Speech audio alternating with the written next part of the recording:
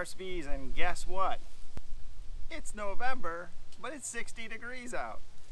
Yeah, this is gonna end pretty soon. So we got about 3 warm days left according to the weather forecast, and then things are gonna get real cold all the way down to freezing temps. So if you've been putting off winterizing your hives, now's the time to take care of it. So I thought this would be a good opportunity to show you how I winterize my hives. I know if you Google it, you're gonna find hundreds of ways to do it. This is my technique. I've had really good success with it. So hopefully this gives you some tips and tricks on how to maybe winterize yours. My goals here are to, not have to spend a ton of money to winterize them, but, ultimately to have the bees survive a pretty harsh winter that we normally have here in Kansas. So it's usually late January, early February, we get these stretches of, high wind chills, -20 type temperatures, and that'll often take out bees that made it that far into winter. So this is to help protect against this. So real quick, some things that you'll need for this method for winterizing your hives. You're going to need some double bubble wrap.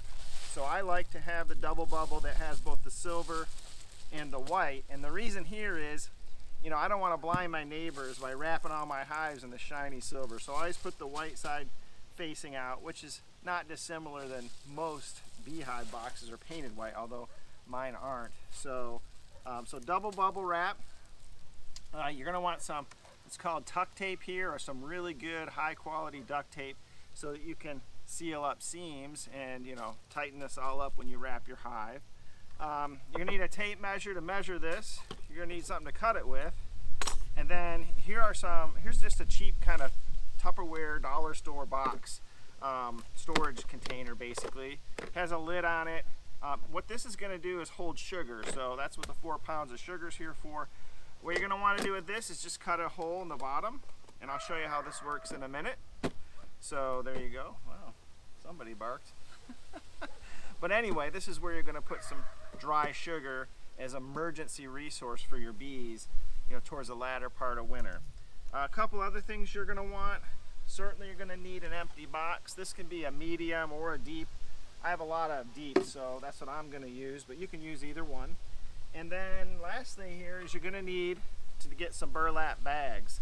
And these are going to go on the top. I'll show you that in a minute, but if you need to get these, if you have a local coffee shop that grinds their own beans, they get a ton of these bags. They're usually eager to get rid of them. You can go ask them, probably get them for free. If you can't find them there, you can go to a farm and fleet. They'll have these, usually $1 or $2 each. So you're going to need about 5 or 6 of these for each one of your hives, so keep that in mind. So that's pretty much it. Let me walk you through the process of going ahead and getting your hives all winterized and wrapped up here. So it's a pretty quick process, so this video shouldn't be too long. So a couple things to consider here. One is I like to get the 4-foot wide double bubble wrap. And the reason for that is if you have, 2 or 3 boxes that you're wrapping here, even 4, this will take care of that. You don't have to do any extra cutting. If it's smaller, you will have to do a little extra cutting. So you can get this in widths that aren't quite as wide. So just take that into consideration depending on how much cutting you're going to want to do. Most of my hives are going to be 2 deeps with the additional box on top for winterizing it, so 3. So this works out pretty well. By the time I put this on there, I can fold some in, which I'll show you in a minute here. So the first step you're going to want to do is just measure your box, and I've already done that. If you measure all the way around, it's just shy of 72 inches. So those are the lengths of this stuff that you're going to want to cut. So it actually gives you a little wiggle room at 72 inches. So if you have any odd things in front of maybe your landing boards or things like that, you can account for that. So yeah, you want to cut out 72-inch lengths. So I'll show you what that. Take the lid off. All right, so once you've cut your length of double bubble, you'll just want to test fit it here. Make sure you got it about right. And it's windy here in Kansas from time to time. Right now it's not, so kind of lucking out there. This can be quite a process when it's windy. But yeah, I can just see here that I got it about right there. If I snug it up, it'll definitely fit. So yeah, so there you go. So again, just make sure that this is going to fit right. If you need to cut it a little longer or whatever, go ahead and do that. If you mess up, you know, just cut an extra strip and put it in there. Not that I've ever done that. So that's the first thing you want to check out. But before you, this is actually going to be the last thing that we're going to put on pretty much. So what you're going to want to do is remove your outer lid, your outer cover. And if you have vented upper entrances, this is your call. I don't use them, so I'm turning this up right here. I don't want to have any venting go into the hive chamber itself, the brood chamber and all that. So yeah, so what you do is, you know, usually what I have is, again, 2 deeps, got a real strong brood chamber in here on the bottom. This could be another set of brood. Usually there's more honey up top, or it could even be a, you know, extra honey up here that the bees might need to get through winter. So so whatever your configuration is, you know, make this work for you. But all right, so regardless of how you have your hives configured, the basic idea here is you're going to leave your inner cover on top like this. You're going to take an extra box and you're going to go ahead and just place that right on this, on top of the inner cover. Okay. Just make sure everything's nice and evened up. Then what you're going to want to do is get your Tupperware with the hole cut in it. Let me move the camera closer here. So what you're going to have here is this hole in the inner cover, right? And what you're going to do is set this so that the bees can come up and get inside this box if they need to. And again, what this is, you know, and we'll take the lid off. So you see, you just kind of position it over that. You can see from last year that the bees actually propolised around the old hole. So that's kind of neat. They sealed it up, keep it extra warm. But there you go. Make sure the bees can get up in there. And then what you're going to do is, you know, take your 4 pounds of sugar here, open this up, and you're going to sprinkle it all the way around that box. Now, a little bit will fall in. That's okay. Bees will take care of that. But the basic idea here with this sugar is it's emergency resource. It's the resource of last resort. So my bees last year, out of 20 hives that were set up with this, almost none of them touched the sugar. They had enough in their own, you know, brood chambers and with the honey supers, some extra honey frames to get through winter. But there were 2 that did, and those 2 that did, they needed it. They finished almost every bit before we reopened the hive in spring, and if they didn't have it, I don't think they would have made it. So again, just put your 4 pounds in there. So imagine I poured it in. Put your cover on. Now what I really like about these Tupperware covers, if you see here, you can see through the lid, you know. So let's say it's a warm day in, you know, January, and you want to peek in on your bees. Well, without ripping the whole hive apart, you can just look through and you'll see some bees crawling around. You'll know they're okay. Hopefully you see some bees crawling around.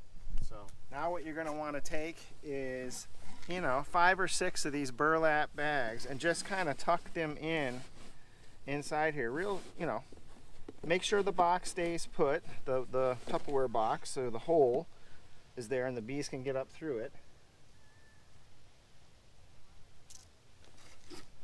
But here you go. So what you're doing here is you're creating a nice space to keep this warm. So the other thing the burlap and the dry sugar will do is they'll absorb a lot of moisture. So if moisture builds up in the hive, it'll go into that box, and that sugar will, you know, turn pretty rock hard as it absorbs the moisture throughout winter. I had a little bit of that last year, not too much, but, and then this just serves as kind of a nice little vapor barrier in here, you know, so that the bees can stay warm again through those harsh winter days usually in January and February. So I might press another one in here. So the last step would be to go ahead and wrap this, which I'll do here in a second, with the double bubble. And then what you're going to do is tape it up and then just fold the double bubble in here, and then set your lid on top of that, put a brick on top of that, and that'll keep it nice and sealed. And then the very last thing you want to do is cut a small opening next to the existing opening in the hive so that the bees can come out and do their cleansing flights when it is warm enough for them to do. You don't want to seal this up completely so they can't get out. Otherwise your bees will, you know, start defecating in the hive, and that'll cause all kinds of disease and issues, and that won't be a good thing. So, all right, so let me go ahead and just tape this up and show you how that process works. We'll cut the hole in the front, fold this in, put the lid on, and that'll be the demo. So, and then you're all set. You move on to the next hive. So.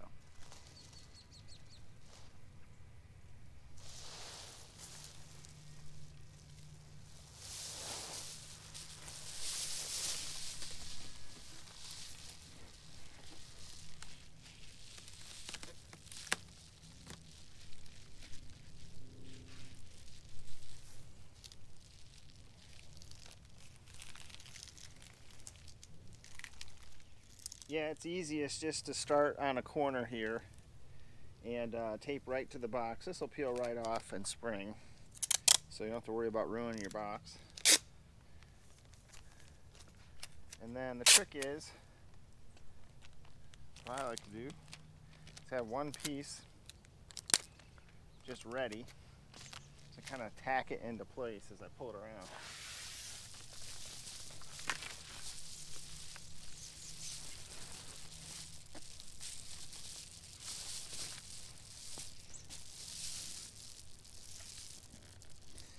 Now what you might notice is at the base it's going to stick out a little, so you might have to cut. Let me point to that. So it might stick out a little at the base. You want to cut that, but keep it low like that towards the bottom where it meets the actual stand. So I'll show you what I mean. And we'll fill any gaps up when we get to it.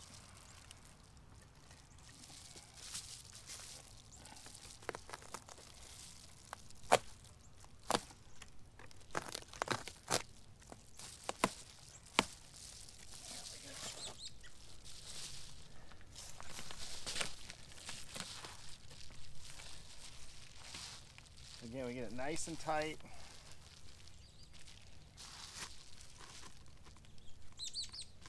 And again, just so you can pack it into place, have this extra piece handy.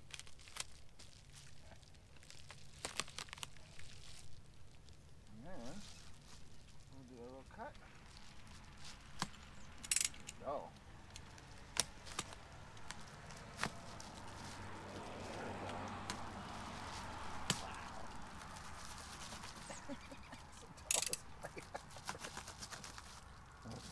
There we go.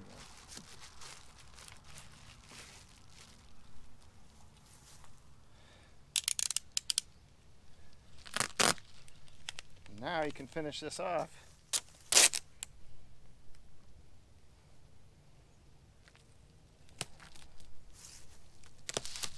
Whoop.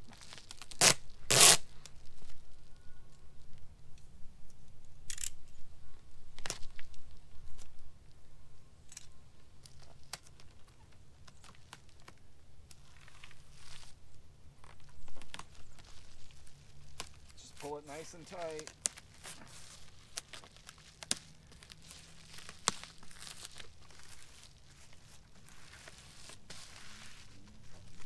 See what we're doing here is, we know the opening's over here, so we can tuck this in, the bees can come out over here. We'll cut that, make sure. Alright, well that's a bit too tall, right? So a couple options here. You could just fold this all in and put the lid over it if you want, or you can trim this a bit if you just think that's too much excess. So I'm going to go ahead and trim it out just a little bit.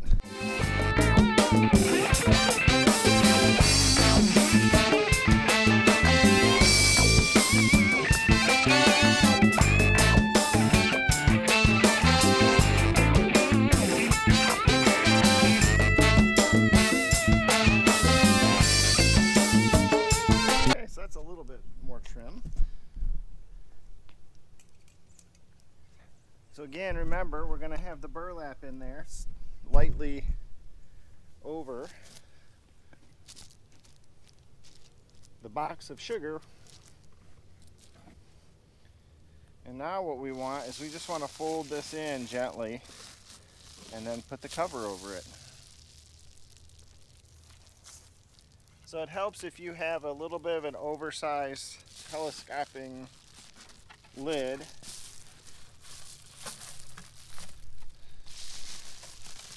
To do this, because it will kind of fit around a little bit better.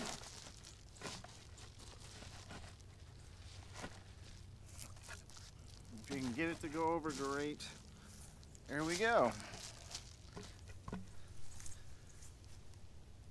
And the last stop, a brick.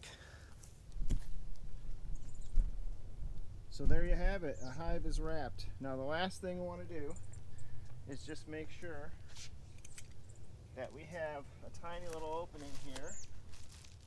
So here we go, we have our hive entrance in here. So I'll just take a little pair of scissors and just cut a little spot so that they can get in and out. And if I wanted, I could tape this down a little bit more.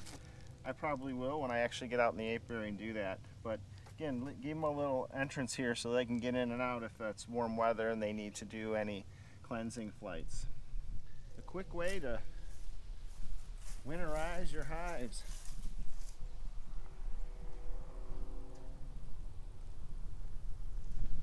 Okay. So keep in mind, every hive configuration is a little different. So some additional considerations that you might have. One is if you really do have an oddball kind of shaped base, you might have to get really creative with how you cut and tape at the very bottom of this. Second thing to consider is if you have a screen bottom board or not. So I don't like screen bottom boards. I've completely moved away from them, but if you do, a lot of air is going to come up through the bottom. So what do you do about that?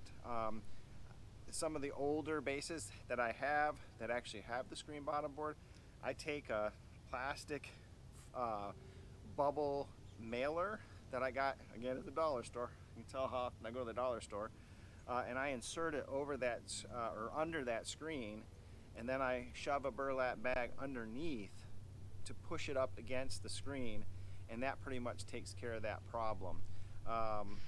That's because I custom built some screen bottom boards a long time ago. If you have one that has the nice wood insert that you can pull in and out, that's perfect. Use that. So the idea here isn't to be 100% airtight, obviously. You know, bees need air, so that's not really the goal. The goal is to help them maintain, you know, that brood temperature of about 95 degrees through winter so that they don't, you know, freeze. And I will tell you what, in Kansas, when that wind gets to blowing, it gets super, super cold in January and February. So I hope this helped. If you have any questions, put them in the comments. Hopefully I didn't miss anything, but just wanted to do a quick demonstration for you. So good luck with your bees. I hope they make it through winter.